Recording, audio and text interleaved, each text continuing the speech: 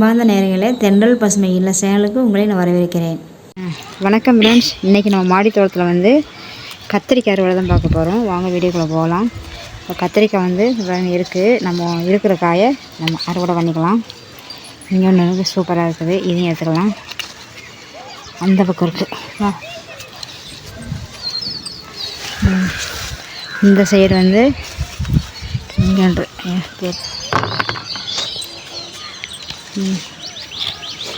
இப்போது இங்கே ஒன்று இருக்குது, இதையும் வந்து நம்ம எடுத்துக்கலாம்.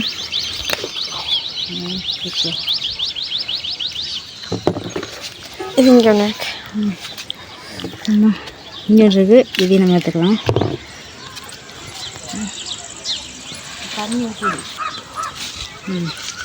இந்த இடத்துல வந்து 2 காய் இருக்குது, இதையும் நம்ம வந்து அறுவடை பண்ணிக்கலாம். இது வந்து பெரிய கத்திரி, சின்ன கத்திரி வந்து இப்போ தான் அங்கே இருக்குது. சூப்பர் காயாக இருக்குது. வேணாம், இப்போது இங்கே 2 இருக்குது, இதையும் நம்ம எடுத்துக்கலாம். ஆனால் காயில் ஏன் குட்டி குட்டியாக இருக்குது? பிஞ்சு காயாக இருக்குது, என்ன பெருசாக ஆகலை, அதுக்கு நான் அறுவடை பண்ணிகிட்ருக்கேன். பிஞ்சாக நிறையா இருக்குது. இங்கே ஒன்று, இங்கே ஒன்று, இங்கே ஒன்று, இங்கே ஒன்று, நிறைய காய் இருக்குது. இதெல்லாம் பிஞ்சாக தான் இருக்குது. பெருசாக மட்டும் நம்ம எடுத்துக்கலாம். இதுவும் நல்லா சூப்பர் காய் இருக்குது.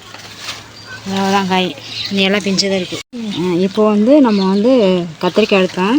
இப்போ சீனி வரங்காய் ஒன்று இருக்குது, அது முற்றி போயிடும். அதனால் அதையும் வந்து நம்ம கட் பண்ணிக்கலாம். இருக்கிறத நம்ம கட் பண்ணிக்கலாம்.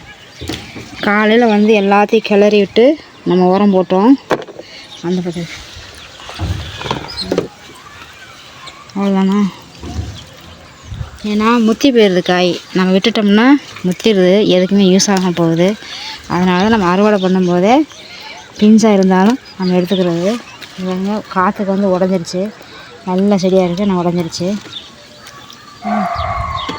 இப்போது இது வந்து பாருங்கள் தூதுவளை இருக்குது. இது வந்து ரொம்ப ரொம்ப நல்லது உடம்புக்கு. சளி பிடிச்சிருந்ததுன்னா நம்ம வந்து இதை சாப்பிட்டா ஒரு 3 நாள் துளைச்சி சாப்பிட்டோம்னா சளி தீர்ந்துடும். இப்போது நம்ம வந்து இதை நான் அறுவடை எடுத்துகிட்டு உங்கள்கிட்ட காமிக்கிறேன். ஏன்னா வந்து முள் இருக்குது, இந்த மாதிரி கட் பண்ணணும். ஒன்றா அந்த பாருங்க பூச்சி இருக்குது, அதை வந்து முடிக்க போகணும். கீழே போட்டோம் அப்படின்னா காலுக்கு. அதனால் வந்து இந்த மாதிரி பார்த்து தான் பாருங்க எப்படி இருக்குங்க முள். அதனால் அது ஒன்றா தான் நம்ம எடுக்க முடியும். நம்ம அறுவடை பண்ணிவிட்டு நான் உங்கள்கிட்ட காமிக்கிறேன்.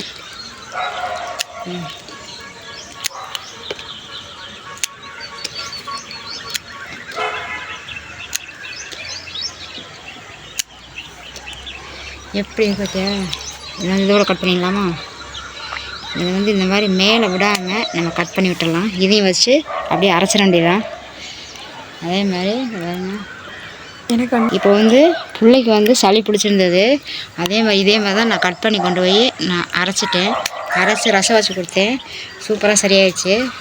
அதனால் இந்த மாதிரி ரொம்ப ஹைட்டாக வளர விடாமல் நம்ம கட் பண்ணிட்டோம்னா அது இப்போ ஏன்னா மண் வந்து கம்மியாக தானே இருக்குது. அதனால் நம்ம வந்து இந்த மாதிரி கட் பண்ணி நம்ம விட்டோம்னா நமக்கு பக்கத்துலேயே வந்து நமக்கு தளைஞ்சி வந்துக்கிட்டே இருக்கும். அதனால இந்த மாதிரி நான் கட் பண்ணி விட்டுறது. மேலே போச்சுன்னா நமக்கு மண் பத்தாதில்ல, அதனால் நமக்கு சரியாக வராது. அதனால் இந்த மாதிரி கட் பண்ணிக்கிறேன். இந்த முள்ளோடவே வச்சு அரைச்சிட வேண்டியதான். இப்போது இந்த தூதுவளை வந்து முள்ளோடு கட் பண்ணியிருந்தேன். அது ரொம்ப நம்ம வந்து உரல் இருந்தால் அதில் போட்டு நம்ம வந்து இடித்து நம்ம வந்து சாறு எடுத்துக்கிடலாம். ஆனால் வந்து உரல் இல்லை, அதனால் வந்து இந்த மாதிரி இலையாக கட் பண்ணிவிட்டேன். அதெல்லாம் தூக்கி போட்டேன். இப்போ இது போதும் நமக்கு ரசம் வைக்கிறதுக்கு. கத்திரிக்காய் வந்து ஒரு சாம்பாருக்கு போதும். அதே மாதிரி சீனி வெங்காயம் கொஞ்சம் 2-3 இருக்குது, இது அப்படியே சாம்பாரில் போட்டுருந்தேன். இன்றைக்கி வீடியோ இவ்வளோ தாங்க. இவ்வளோ தான் நம்ம அறுவடை எடுத்துக்கிறோம். இந்த வீடியோ உங்களுக்கு பிடிச்சிருந்தா லைக் பண்ணுங்கள், ஷேர் பண்ணுங்கள், கமெண்ட் பண்ணுங்கள், சப்ஸ்கிரைப் பண்ணுங்கள், பெல்லைக்கான் டச் பண்ணுங்கள். அப்போ தான் நான் போகிற வீடியோ உங்களுக்கு ஒன்றைக்கு ஒன்று வந்து சேரும். அடுத்த ஒரு நல்ல வீடியோவில் சந்திக்கலாம். பாய்.